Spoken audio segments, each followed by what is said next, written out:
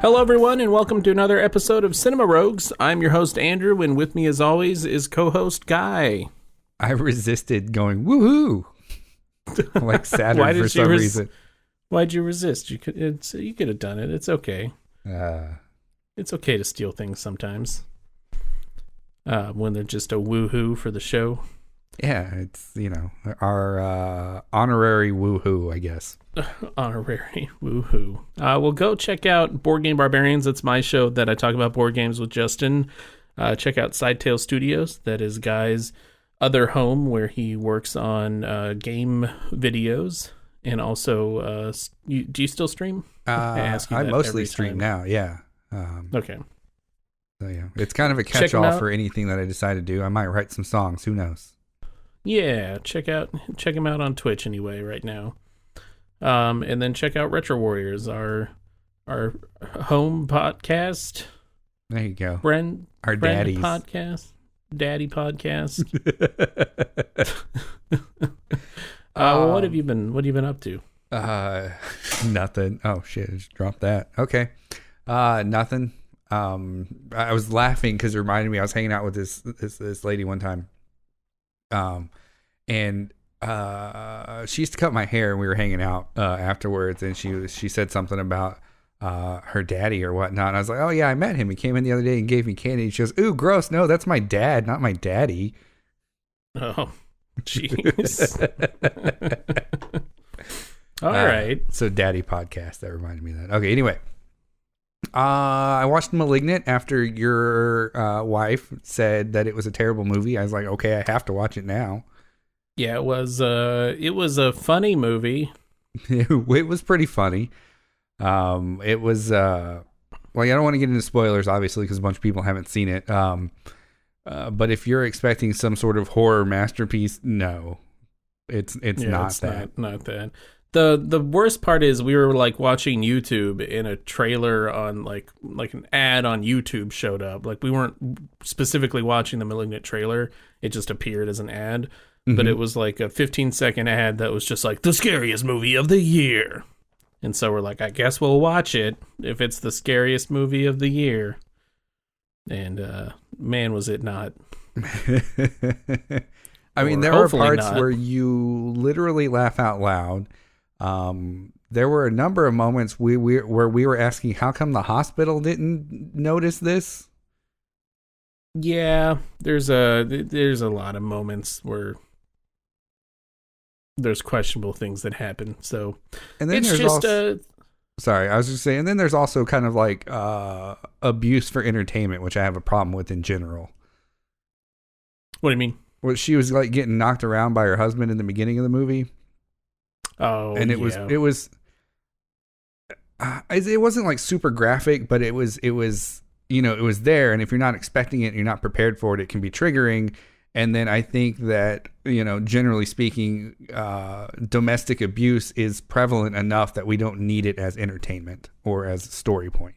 I don't know. I don't necessarily agree with that per se, but I think that having something like that would add a sense of realism to your story. Yeah. But as a catalyst for your horror movie, it was kind of weird. Yeah, it was kind of, I did feel out of place in the beginning, but I think it did a good enough job of establishing that the guy was a piece of shit without it being super abusive. Like, it definitely could have been a lot worse than what it was. Yeah. Well, it's funny too, like the first scene in that movie seemed kind of, I don't know, some sort of weird horror creature movie, and then it immediately switched to like what seemed like a different flavor of horror movie. Yeah, I definitely agree with that. It was definitely a weird transition between those two. I thought maybe they were just going to transition like every 5 minutes to a different genre. Like eventually it'd be like a space horror movie, and then that'd be great, right? Get on that. All right. Anyway, caught up on Ted Lasso. Same. Yeah. That show is so good. I can't. Every week, I just love the character development that they do. Great show. I don't have anything else to say other than it's a great show. Well, there you go. I watched What If episodes 1 and 2. I haven't gotten any farther than that. Oh man.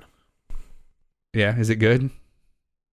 Yeah, I like. I've been enjoying What If. I like the most recent episodes. The third episode is really dark. Oh, okay. So I like the range that they're going with. Nice. Yeah, like I like the second episode. For those who haven't seen it, is about what if T'Challa was picked up instead of Peter Quill. Yep. So it's the last appearance of Chadwick Boseman as T'Challa. And the part that I loved about that episode more than anything else was Thanos in it. Oh yeah, how he's like changed and is a better person or whatever. Yeah, but he's still trying to like sell his idea to everybody he meets. Yeah. And they're like, that kind of sounds like genocide though. He's like, no, it's balance. That's pretty great. Yeah, and then just a lot of home design shows because we're getting ready to renovate my dad's old house. We're gonna move out there and move into it. So we're trying to kind of decide what we want to do, what work we want to have done. So we've just been watching a lot of home design and home renovation shows. Nice. Yeah. Have you been watching? Is that like on a streaming service or? Yeah, Hulu. Oh, really? Yeah. Well, we do the Hulu plus live TV or whatever. Oh, okay. So we have like all the HGTV VODs, basically. You got the fancy Hulu. Yeah, the fancy Hulu. Dude, it's annoying. Hey, we're talking about this. Why not? It's annoying because, like, to get Hulu Live, that means you can't buy the Hulu, Disney Plus, ESPN Plus bundle. Yeah. So, like, I could get this bundle price because I have all three of those services, but because I have Hulu Live, they don't let that be an add-on to the bundle for some reason. Weird. Yeah, get on that, Disney. Yeah, Disney. You can do whatever you want. It's your stuff. What about you? What have you been watching? Well, Malignant. I watched Freaky.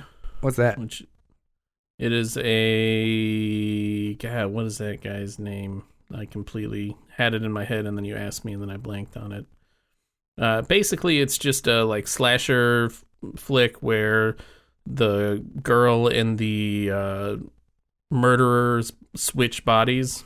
So it's like Freaky Friday, but with a murderer and the person that he's trying to kill.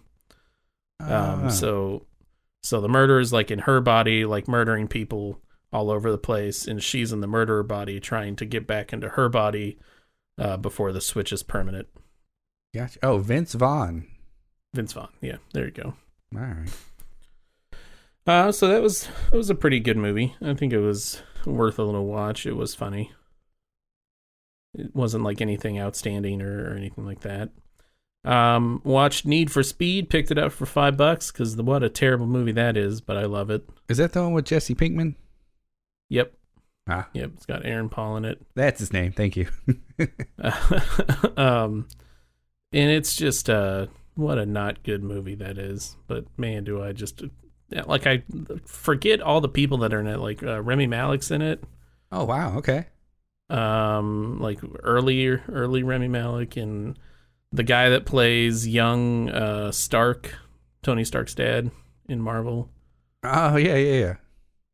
He's like the main bad guy. Nice. So there's like a couple different people in it. Watched Monster Hunter. Been meaning to look at that. That's based off the game, right? Is that who's in that? Mila Jovovich. Okay, yeah. And the guy from Onbach. Hansen? The Onbach movies. No, the martial arts movies. Oh my god. You're gonna make me look up. No, you're gonna make me look up his name. I have, because you said Mbach. I said Ongbach. Oh, Ongbach. I don't even know what. Well, now we'll talk amongst yourself while I'm looking this up. All right. Well, while you're looking that up, it's Tony Jaa. Oh, okay. Yeah. I know that guy. Anyway, watch that. Not great. Not a great. It's wasn't like terrible or anything, but not super stellar or anything. And then of course watch Ted Lasso and What If as well. Nice. But yeah, that's I've been starting to, because I always forget whenever the show is like what I watched. Whenever I watch a movie now, I just have a note that I go to and I write down like the movie that I watched. That way I remember everything for the show.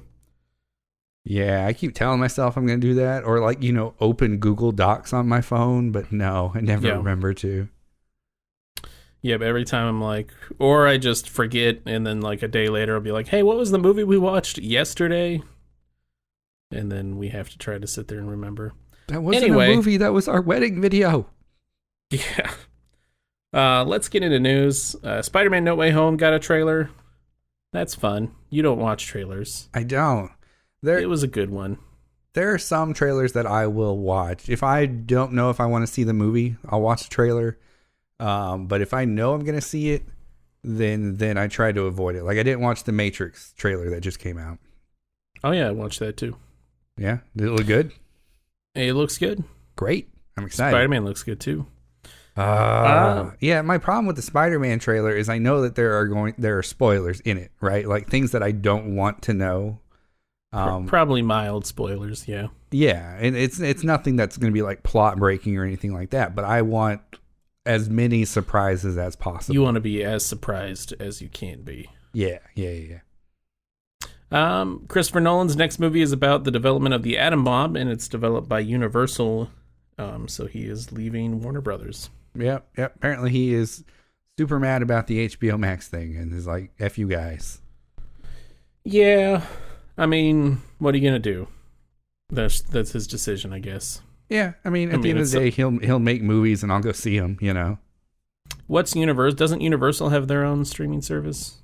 I think Universal is Paramount? Are they? I don't know. Universal streaming. Or maybe they signed a deal. Oh, it's Peacock. How upset would he be if like his movie just shows up on Peacock?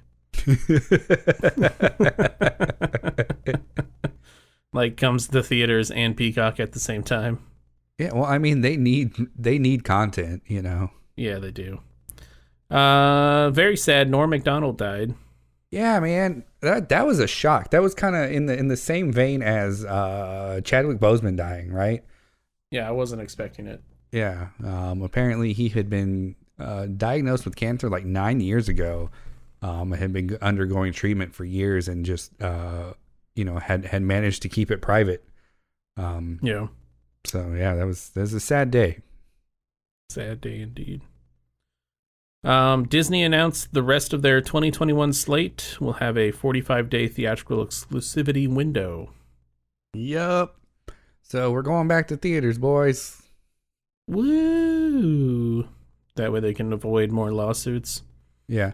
I'm interested to see how this vaccine mandate thing shakes out. Because from what was announced that like big venues are going to be required to require proof of vaccination, and I'm wondering if they're going to extend that to movie theaters. Like on a personal level, if they do that, that would make me want to go more. Just knowing that the crowd that's there would be vaccinated. Yeah, but I don't know. We'll see. We'll see what happens. We will see what happens. I would probably be in the same boat with you, knowing that everybody else there is vaccinated would help me to go. And I mean, we probably still wouldn't be taking our masks off or anything inside, but unless we were eating. Hawkeye trailer was released and it looks good. I know you don't watch trailers. That's the series, right? Yeah, and Disney Plus series. It's him and Kate. What's her name? I think it's Bishop. Kate Bishop. Kate Bishop. Yeah, I wanted to say Kate Walsh, but I think that's the lady from Grey's Anatomy. No idea. Venom: Let There Be Carnage runtime is 90 minutes. I'm on board with that. The first movie was pretty good, but I'm glad that they seem to have cut the temptation to make the story overly long. I mean, it's two CGI monsters fighting each other. Like, okay, 90 minutes, great. It's probably a good time for them. And a Willy Wonka prequel is in the works. I don't know if anyone asked for it, but we're getting it. Is it the story of how he inherited the chocolate factory? I don't know. They just cast Keegan-Michael Key in it, so... Oh, maybe it's how he enslaved the Oompa Loompas.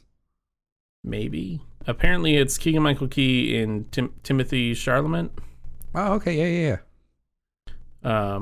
Those are the two that have been put into the movie so far.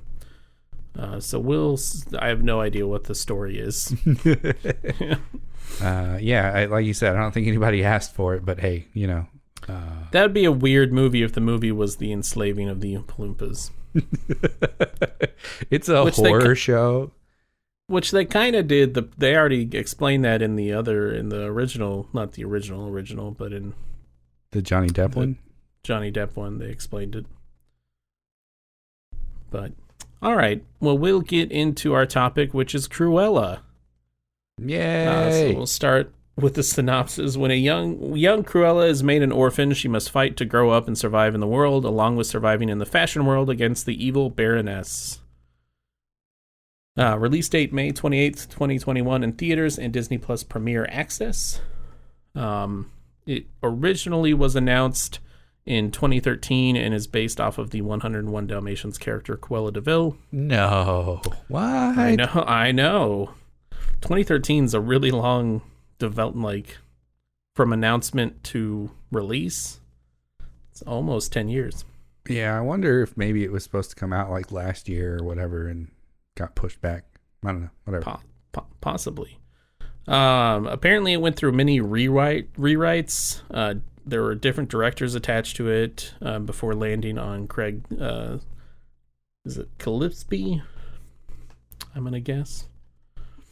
From what I could see, they had a hard time deciding between actors for the Baroness, such as Nicole Kidman and Charlize Theron were both considered for the role. Oh, that would have made an interesting movie. Not that it wasn't interesting, and we'll get to that. But I could see how those different actors would have played the role differently, For sure. Yeah. I could see that too. Director is Craig Gillespie. Oh. Story, huh? Earlier you had it with a C, so it looks like it is Gillespie. Gillespie, okay. Screenplay by Dana Fox and Tony McNamara. Leads are Emma Stone as Cruella, Emma Thompson as the Baroness, Joel Fry as Jasper, Paul Walter Hauser as Horace, and Mark Strong as John the Valet. No real awards or nominations that I've seen so far, because it just came out this year. Rotten Tomato score, you got a 74 on the tomato meter, 97 for the audience score, which is real high. And then you got Metacritic, where it's 59 for the Metascore and 7.2 for the user score. In IMDb with 7.4 out of 10. Oh, see, at first I thought that was split, 7.4 on the critic side, 10 on the user side. Like, Jesus. Yeah, I don't know if I think IMDb is all users. That would all user scores. I would agree more with the Metacritic 7.2 or 7.4. I don't think Cruella was a 97% movie. No. What's the opposite of review bombing? Did that happen? I don't know. Yeah, I guess. What would be the opposite of review bombing? Just, I don't know. I don't even know. What's the opposite of a bomb? I don't. What is the opposite of a bomb? I don't know. What's the sound of one hand clapping? Silence. What did you think of the movie? It's good. I don't know. I thought it was a neat take on the origin of a Disney villain. It's one of those things where I don't think the Disney villain needed an origin story per se. But it was well acted, and seeing the characters get from their origin to where they are in the Disney movie was ultimately fulfilling, and the progression made sense. I think overall I would throw it up there with Maleficent, right? It's a origin story that nobody really asked for, but I mean they did a decent job of putting it together and making it make sense. Yeah, I would say that the story that they presented made a lot of sense and was a good story and worked. I don't know. Apparently there's going to be a Cruella 2, I've heard. Yeah. So I guess that's going to breach the gap between this movie and 101 Dalmatians. seeing as they kind of left this movie, which we'll talk about in the spoiler zone. This movie was kind of left not where 101 Dalmatians leaves off. Yeah, it kind of leaves it in a spot where 101 Dalmatians is ready to happen in the next few months or year or so. Yeah. So we'll get into that with the spoiler zone, but otherwise still a fun movie, still a fun watch. Maybe a little bit too long, but other than that, I would say it's worth a watch. All right. What about you? Yeah, I mean, if you got Disney Plus already, then definitely check it out. I don't know if you can rent it or not. If you can, then sure, it's probably worth the rental price at this point. But yeah, I probably wouldn't pay to go see it in the theaters or anything like that. Yeah, and I probably wouldn't, like go out and like buy it on Blu-ray or 4K or whatnot. Right. Well, cool. Well, I guess we will get into the spoiler zone. We're already in the spoiler-free zone. Yeah, we're leaving the spoiler-free zone to enter the spoiler zone. Spoiler zone. Spoiler zone. Bow, bow, bow. The spoiler paid zone. Opposite of free. Why is this happening today? I don't know. I have no idea. What a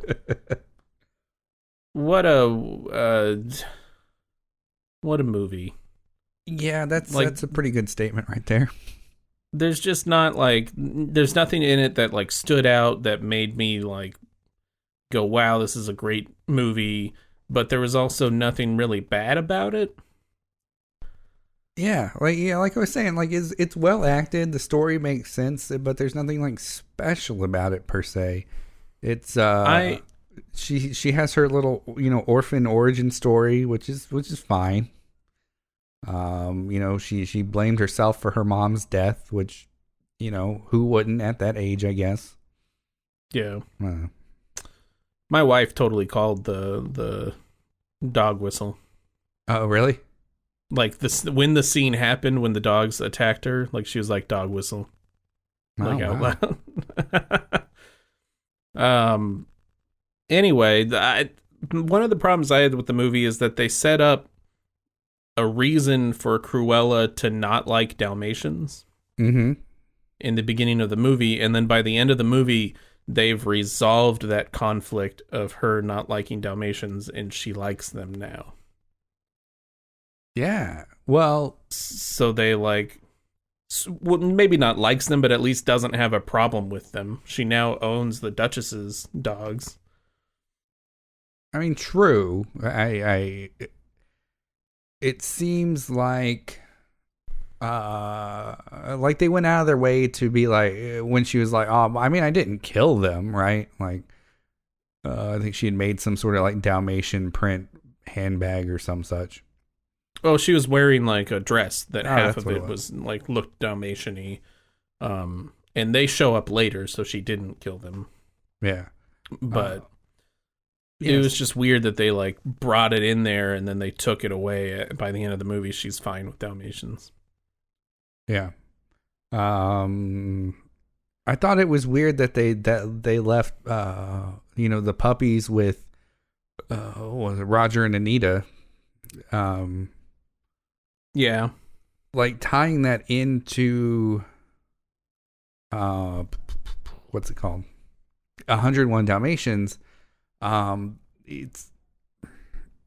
It's one of those things that all of a sudden you're kind of looking at canon and continuity, and it doesn't make a whole lot of sense with 101 Dalmatians starting with them randomly meeting in the park, right? These two dogs that didn't really know each other, I guess, but now it turns out that they're brother and sister, and they're gonna have 99 puppies here in a little bit. Are they? When did they establish their brother and sister? Well, aren't they from the litter of puppies that Cruella got? Isn't that how she got them? I don't think they ever established that. Oh, okay. They were just two random Dalmatian puppies. Oh, I thought. Okay. Well, then that makes a little more sense. Okay, great. What doesn't make sense is him singing the Cruella de Vil song at the end of the movie. Yeah, he's not supposed to have that yet, right? He's not supposed to make that until 101 Dalmatians, after he's married and all that business. So that was kind of that upset my wife. Like, she got actually upset. She was like, "That's not supposed to happen yet," and like got mad. I don't know. There's not a whole lot. I feel like there's not a whole lot to like talk about the movie. I guess the other thing that I wanted to talk about is how she treats like Jasper and Horace in this movie. At least Jasper has self-worth. Mm-hmm. So unless they're saying like over the next couple years between now and 101 Dalmatians, she just beats the self-worth out of him. I don't imagine how he would still be working for her. Yeah. I was looking while watching that movie to see them develop that relationship that they had in 101 Dalmatians and how they got from, I suppose respecting to each other to them just being like henchmen, basically, Right. and being completely inept. And I don't even in this movie when they were planning their heists and doing their thievy stuff, they weren't inept about it. Jasper was a little bit distracted, I suppose, or maybe it's Horace, whoever the larger one is, I forget. It's Horace. Horace, thank you. Horace is like a little bit distracted, easily distracted, but he wasn't, completely inept like he is in either version of 101 Dalmatians. Yeah. That's part of my problem is they portrayed these two characters that were basically just dumb henchmen as people. Mm-hmm. And it's hard to then imagine them going into 101 Dalmatian to become those dumb henchmen. Yeah, I thought it was weird having Roger be the Baroness's lawyer. Yeah, well, I don't know what he was before that. I don't know what he was in 101 Dalmatian, what his job, if they ever specified what his job was. Yeah, I don't know if they did or not, but Besides music writer. Yeah, it's one of those things where it seems like they wanted to get the character in there just for the sort of reference and familiarity or whatnot. They kind of shoehorned it in so that he's in the orbit of these other characters. Yeah. I don't know. There's just also my wife also pointed out at the end of the movie, the house that Horace and Jasper are hanging out in 101 Dalmatians whenever they kidnap all the dogs is the mansion at the end of the movie. So she really runs that mansion into the ground in the next couple years. Yeah, significantly so, right? Yeah, like it's completely torn down, basically. So just some weird continuity things. Yeah, I don't know. I didn't not to have like a short episode. I don't really have too much on this. Did you have anything else you wanted to talk about? Not really. It's a weird movie in that sense that like it's not bad. Like I'd probably watch it again if I wanted to have something on or like, hey, let's revisit this movie, that type of situation. Right. But it's definitely not anywhere near like a top favorite or oh my god, this amazing movie that somebody made. So it's weird that it's a movie that I enjoyed, but I don't really have anything to say about it because nothing really stuck. Yeah, I would say the music was good. Yeah. I remember pointing that out. I know. I'm struggling to remember the music to be. Oh wait, it was a bunch of like contemporary music, right? Yeah, from the 70s. Yeah, there were a couple of bangers, as they say. Well, all right. Well, I guess we're going to have just a short episode, but that makes it easy for you for editing. Yay! Yeah. Go ahead. No, I was gonna say, yeah, I can edit this real quick. It'd be great. We'll go check it out on Disney Plus, or if you don't have Disney Plus and you want to purchase it or rent it, those are other options for you. And what are we watching next time? News of the World, starring Tom Hanks. I believe he's playing a Civil War veteran tasked with getting either a message or a person across the country, something of that nature.